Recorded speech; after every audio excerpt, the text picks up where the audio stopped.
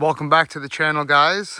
We are back at one of our farms and we just finished completing the staircase. I believe we left off at building the hut itself up top, and we powered through that, and we just completed the staircase, all pressure treated, about $600 Canadian to build this staircase, and free cedar posts from the bush down below supporting it. I've been super busy with my 2025 Yamaha MT-09 build, and we are going to start a four-wheeler build. Not sure if I'm going to purchase the brand new 26 Grizzly or the Can-Am Hunter Pro, so stay tuned for that exciting news. We got big things coming. Check out this staircase. So we go between power sports and hunting. We got to get a little bit more fishing in. I just try to enjoy myself when I'm out and about in nature and the outdoors. So I just do this kind of part-time filming. The food plot is looking super good down below. I will attach to this video some shots of the food plot. Sorry about the shakiness. The mosquitoes are horrendous. So this is the staircase. It's about 15 feet long. Nice railing here we built. All pressure treated like I mentioned. Leg bolted. All the cedar posts right there. There's a leg bolt sticking through into the stairs. I will do an in-depth video of this tree stand. We just got so much on the go right now. We're currently bear hunting as well, so we got that on the go too. We just wanted to get this out of the way. There's the door. We're gonna put a padlock on that. Here we are. So there's the plot. We gotta thin it out a little bit there because the plot does go a little bit over there where you guys saw in the last videos. Trying to talk quickly and clearly because I know everybody's time is very important. I know I always try to maximize. The plot goes all the way to the back there, which is pretty good. You don't want to open it too much. You still want to be concealed in here, right? And then there's the plot right to there.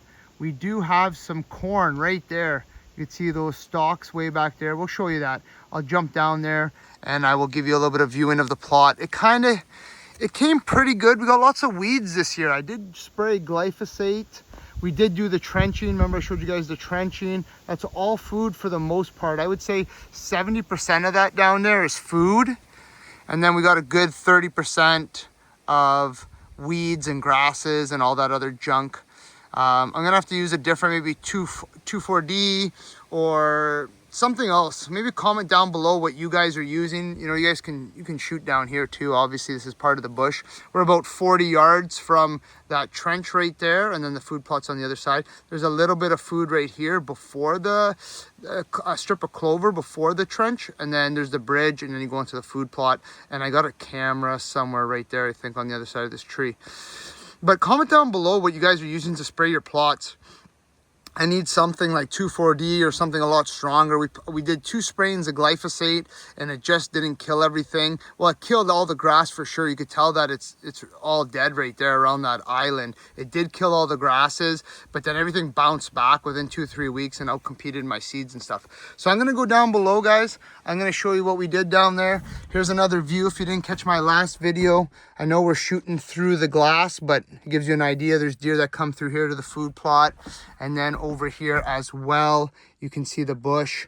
And we're gonna go down to the food plot. I wanna show you some of my beets and turnips and stuff that are growing. We got some nice softballs, tennis balls, and it's August 22nd, 23rd today. So we got a little bit longer. We've got about another month of growing. The 1st of October, we usually get our first frost sometime in October. So I like to say 1st of October is about the end of the growing period. And we have clover, chicory, radishes, turnips, beets and greens is what it's called. And I think that's about it. So we got a few different things down there. We'll go take a look now. Okay guys, so we're down in the food plot. There's the shack from up there. I'm kind of in the middle. There's the trench right there. We got quite a bit of food here. And I'll show you some of the bigger ones that are growing. Lots of heads. There's a nice turnip or beet, sorry. There's a nice beet, good size, right there. You know, it's coming up. This is that winter greens. It's kind of rubbery feeling, but there's a nice beet. We got some giant ones in here. So you can see there's a lot of grasses too. Like I have this. If somebody can comment down below what this is, I'm gonna have to look into it and see what the local co-op can give me to kill this. I call it a Christmas tree when it starts growing, but it's like this long, hairy grass, and I got tons of it in my plot. It came out of nowhere. I didn't have any, and it just exploded. There's a nice little one right there. I think that's a radish. Nice little radish, and you can see the deer have been nipping off the leaves and stuff, all juicy. So they like those. They love the radishes. Here's another nice radish right there. And you can see that the glyphosate did kill the grass. Like the grass, it burnt it right out.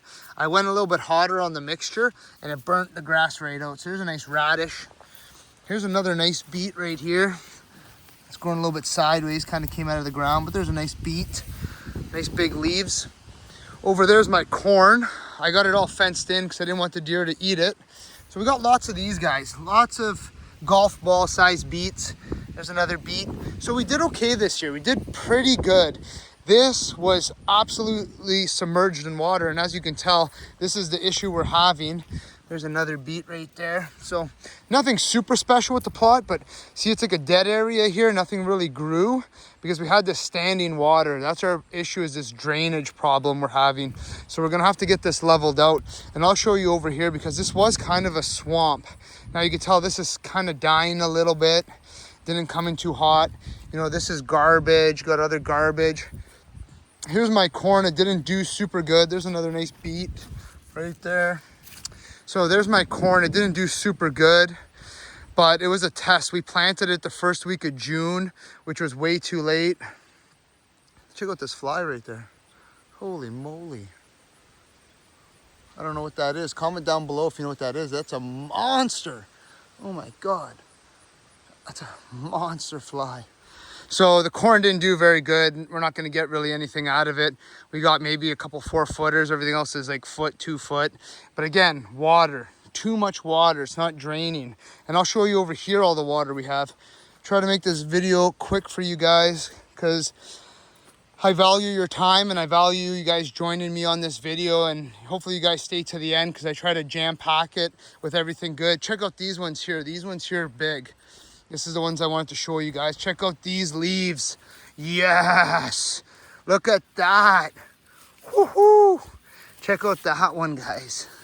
That's my pride and joy right there. That's a softball beet. Wow. Check out that guy. Look at that. That's a giant. There's another giant in here somewhere right in there. Another big giant. You can't see it. Check out this one, guys. Look at that one. Oh yeah. Look at that. I didn't spray any fertilizer. Look at that one. That's a fist. So I got some big ones. I wish there's some other bigger leaves in here too. A couple cool little birds just flew out of there. But there are some bigger heads here, so I'm sure there's some big ones in here. But a lot of it was kind of duds. They burnt out. I don't know why. Now, some of this is greens. They only eat the leaves because the mixture I did is from Whitetail. I forget the name of the seeds, but I'll put a picture of it down below in this video. But I did beets and greens and then winter greens. So some of this is just leaf matter, kind of like a lettuce that they have to eat. And the other one is like an actual bean. So here's the radishes. You can see the radishes growing. Totally different leaf, more rubbery, but there's a radish. Here's another radish right there, another nice radish. So we got some nice radishes growing. And like I said, we still got about a month and a week to go. Some big moose tracks right there, hard to see, but big moose tracks. But look at the standing water we're dealing with. It's just crazy. Now this is the trench that goes all the way around. It's a little bit more in-depth video from my video 2.0. And it goes there, and over there it's super wet. But look at the water, like it's crazy. And all this, because we're in a hole here, it all comes running down into here, you know, and we get the standing water and it starts to overflow the plot. So back here, this keeps going for another like 50 yards. It ends because that's as far as we could go because it was bad. If you watch my video 2.0 food plot, we're gonna attach that to the culvert, which is another 50, 60 yards down the line. And then that will get rid of all this water and allow it to flow. So then we're able to plant this better. Oh, we just had a cool frog jump. So, you know, like look at this. Look at that. You can't plant in that. Look at that. That's like 4 inches deep. Really good for moisture. Like, that's too much water. They're flooded. They can't grow in that. So some people have too much water and some people don't have enough. It's always the battle of, you know, what you need for your plot and what you don't need. And we don't need any more water, that's for sure. So if you come over here, you'll see that there's so much water. It's not just standing when it rains, which isn't a super big deal. But look at here, this is all plot we can't use. And as you can see, there's cattails. So this is the end of the trenching right here. We weren't able to connect it there to get rid of this water down the trench. But like, again, like I said, it's backed up in the bush. It's got nowhere to go. And as it rains, it keeps getting bigger and bigger and spreading onto the food plot. So we got to get rid of it. And this will give us, you know, like, all this is stunted because it can't grow. It's too wet. Like, all this is stunted. This was all covered in water, right? I casted seeds everywhere. I said, why not? Whatever. A couple extra pounds, big deal. But look at all the water. And then look at all the cattails that have grown in here. Like, those are all cattails with little cattail heads. I guess kind of like switchgrass. It'll kind of give you a wall from this corner of the food plot to that corner of the food plot. It's not very tall, but I rather have this all drained, all dried. This is a good chunk, like, to plant food in, you know what I mean? More corn, more beets, more greens. You know, again, stunted here. Look how the water came from here, you know, from the trench to here, and it just keeps spreading onto my food plot, right? So yeah, guys, we're gonna get the guy to come back in here. It's just way too wet for him to come in. We were hoping he was gonna do it this year. We'll probably get him to come later in the season and do it. Here's a big beet. I just saw this guy poking out. Like, wherever these seeds fell, they just grew some big ass beets. So don't worry about all these sticks and stuff like that. It's good nutrients. Big beet there, right in that clump of garbage. So look at the standing water. These are actually the tracks from the machine when he came here and cleared the land, but it's just so wet. Like, look at the cattails in there. He's not able to go in there. It has to be super dry or frozen.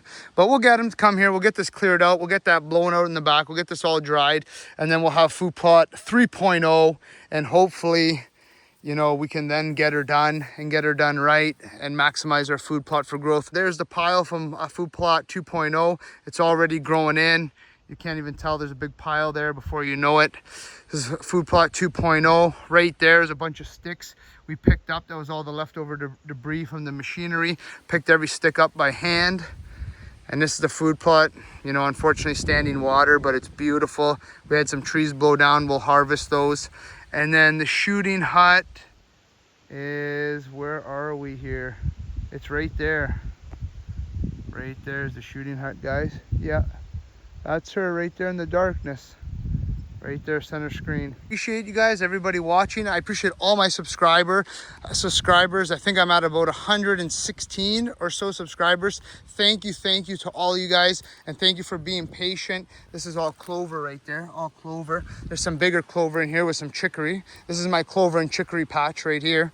So thanks to all my subscribers. Oh, look at the big moose tracks right there. It's kind of hard to see, but some big moose tracks. Thank you to all my subscribers, all my followers. Comment, share, like, and let me know what you guys want to see. Like I said, I got the MT09 SP.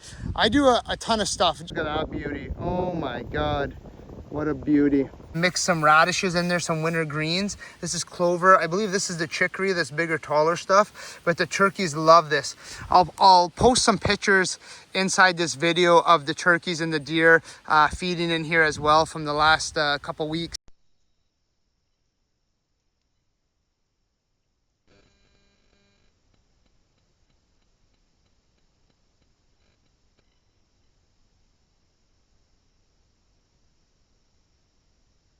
That's a Tascam 3.0 with a V2 battery, V2 solar panel. The deer don't mind it on that stick, so I leave it. They feed right here in front of it.